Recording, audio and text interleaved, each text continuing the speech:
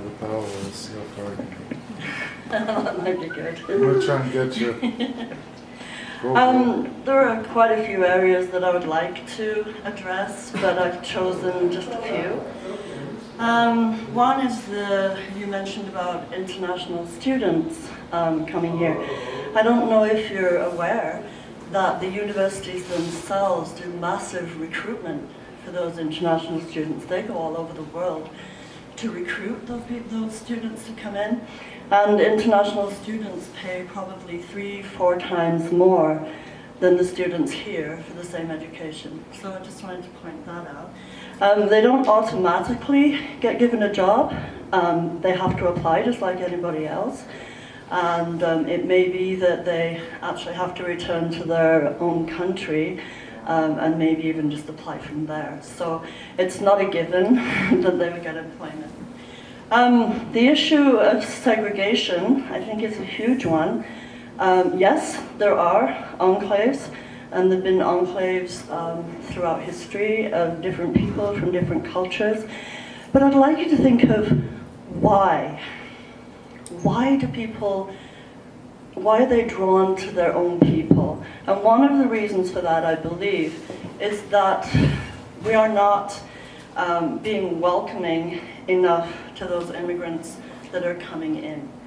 So one of the areas that I think is really important is to be welcoming and inclusive and accept those people of diverse cultures, whether they happen to be the same color as us or not, because you were emphasizing European descent, white European descent.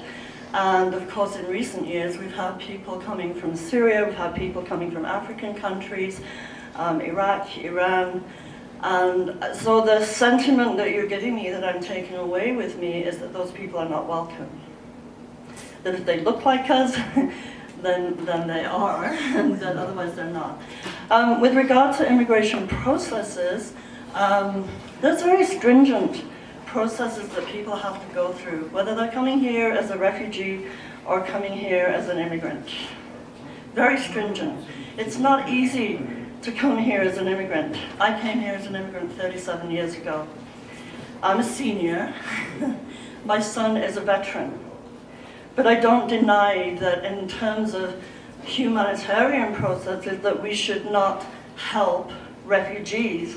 And I stress refugees, not immigrants, that are coming here, because it's a different funding.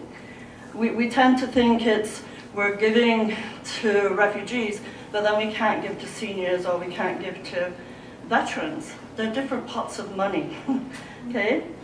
And with regard to economic benefits, the people, even the ones that are sending money back to their homeland, are working, they're consumers, they're buying houses, they're buying cars, they're contributing to this economy, they're paying taxes, they're paying all the same things that we pay, and then they're trying to save a little bit of money to send back home, or they're sponsoring members of their family to come here.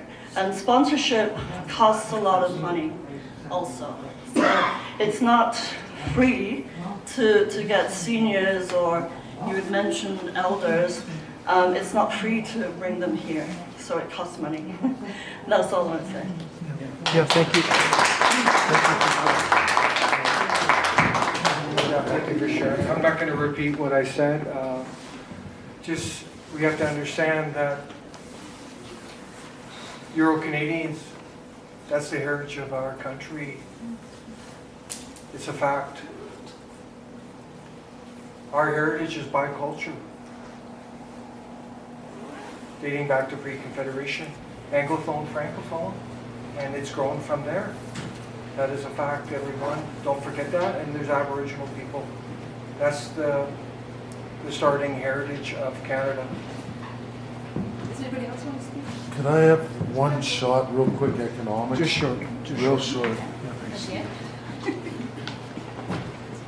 I just wanted to touch base on economics. That's why I got into politics. We talk about the mass immigration, people say, oh, I've heard people say, oh, it brings this up in the economy and that. There are two different GDPs. There's real GDP and service sector GDP. Just because you raise service sector GDP does not mean your nation is strong. What you see is the expense side on all budgets. When you increase service sector GDP, expenses go up beyond revenues. And currently that's what's going on in Canada right now. Steve hit some numbers there, and I can break down GDP for anybody, and I can show it in real time and over the last 25 years, and you will see the change in immigration and the cost of GDP. That's it, thank you, but it is real. Go ahead.